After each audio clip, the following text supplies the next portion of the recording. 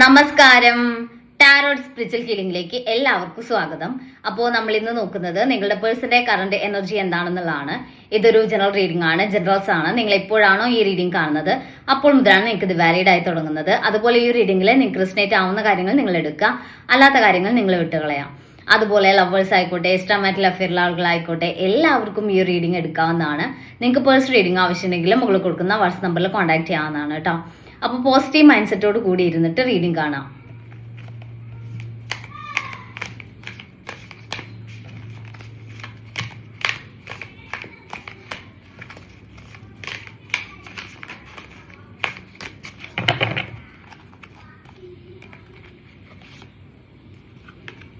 First card കാണിക്കുന്നത് 8 of cups എനർജിയാണ്.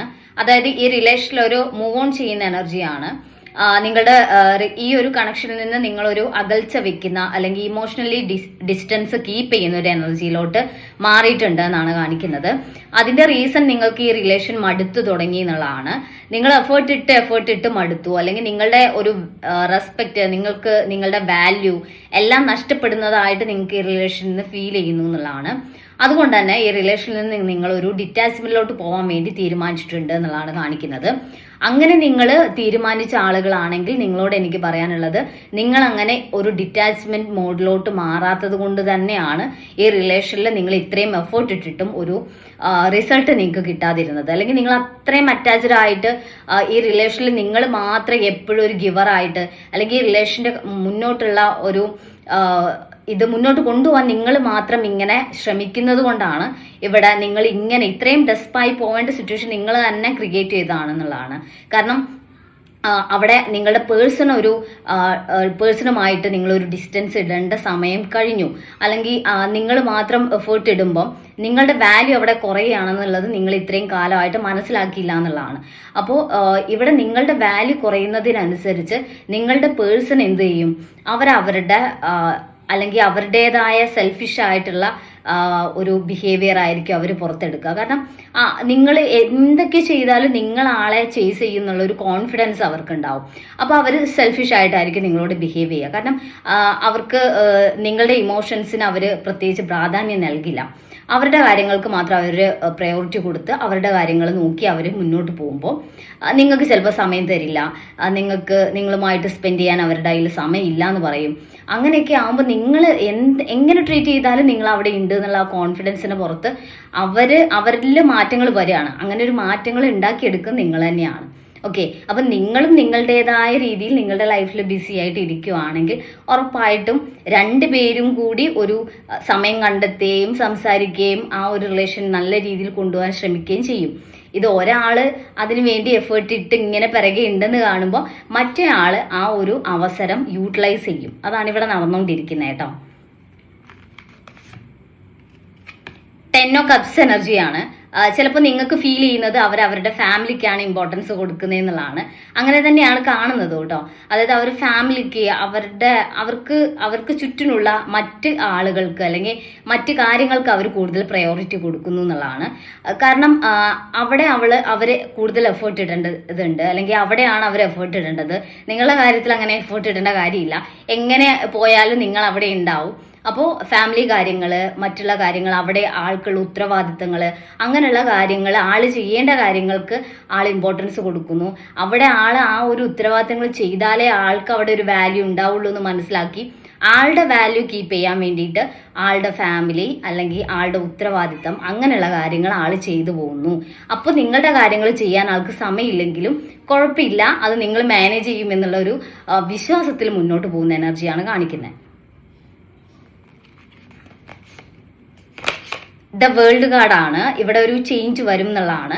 ഇപ്പൊ നിങ്ങൾ മൂവ് ഓൺ ചെയ്ത് നിൽക്കുവാണെങ്കിൽ ഇവിടെ ഒരു ന്യൂ ബിഗിനിങ് വരും എന്നുള്ളതാണ്. അതായത് അവരുടെ ഉള്ളിൽ നിങ്ങളോട് അത്രയും സ്നേഹം ഉണ്ടെങ്കിൽ ഉറപ്പായിട്ടും അവരുടെ ഭാഗത്തുനിന്ന് ഒരു ആക്ഷൻ ഈ റിലേഷന് വേണ്ടിയിട്ട് പോസിറ്റീവ് ആയിട്ടുള്ള ഒരു ഡിസിഷൻ അവിടെ എടുക്കും.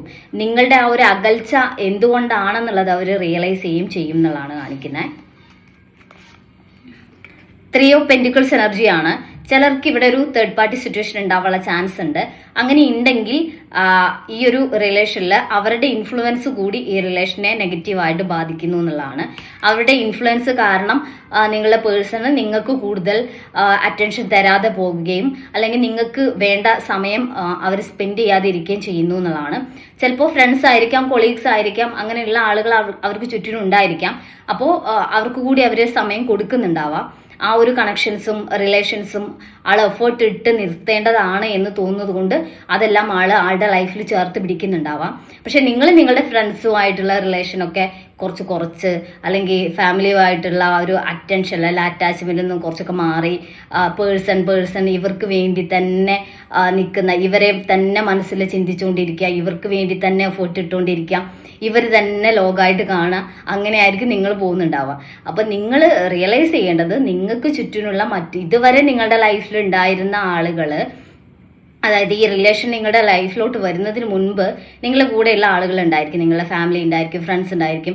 അങ്ങനെയുള്ളവരെ ഒരിക്കലും ഒരു റിലേഷൻ വന്നെന്ന് കരുതി നിങ്ങൾ അവർക്ക് സമയം കൊടുക്കാതിരിക്കുകയോ അവരുമായിട്ട് സമയം സ്പെൻഡ് ചെയ്യാതിരിക്കുകയോ ചെയ്യരുത്.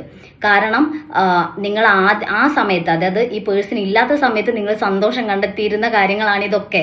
ഓക്കെ, അപ്പോൾ ഒരു പേഴ്സൺ വന്നെന്ന് കരുതി ഫുൾ നിങ്ങളുടെ ലോകം അങ്ങോട്ടാക്കി മാറ്റിയാൽ, നിങ്ങളുടെ സന്തോഷം മുഴുവൻ അങ്ങോട്ട് കൊടുത്താൽ നിങ്ങൾക്ക് ഈ കാര്യങ്ങളിലൊന്നും സന്തോഷിക്കാൻ പറ്റാതെ ഒരിക്കലും ഈ പേഴ്സൺ നിങ്ങളെ കംപ്ലീറ്റ് ആയിട്ട് വിട്ടുപോയി.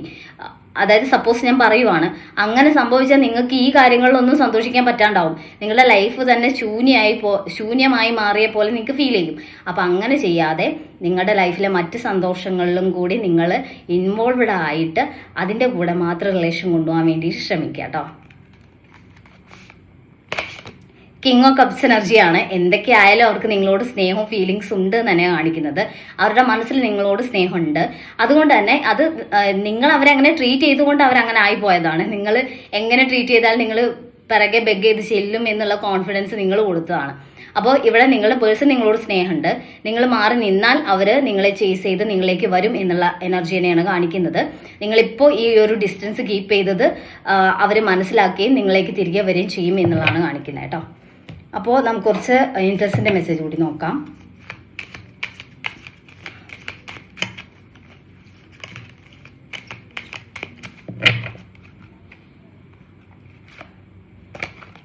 റൊമാൻസ് എന്നാണ് കാണിക്കുന്നത്.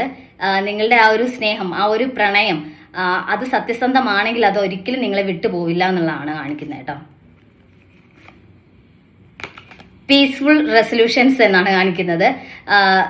അതായത് ഈ ഒരു റിലേഷന്റെ മുന്നോട്ട് ഒരു പീസ്ഫുൾ ആയിട്ടുള്ള സിറ്റുവേഷൻ വരും. ഇപ്പോഴൊരു പെയിൻഫുൾ ആയിട്ടായിരിക്കും നിങ്ങൾ നിൽക്കുന്നുണ്ടാവുക. ഒരു ഡിറ്റാച്ച്മെന്റിലോട്ട് പോയാലും നിങ്ങൾ അത്രയും വേദനിക്കുന്നുണ്ടാവാം.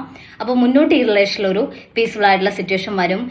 റിലേഷൻഷിപ്പ് കൂടുതൽ സ്ട്രെങ്തൻ ആവും. ഒരു പോസിറ്റീവ് ആയിട്ടുള്ള ലെവലിലോട്ട് ഈ ഒരു റിലേഷൻ മാറും എന്നുള്ളതാണ് കാണിക്കുന്നത്. നമുക്ക് കുറച്ച് ക്ലൂസ് കൂടി നോക്കാം.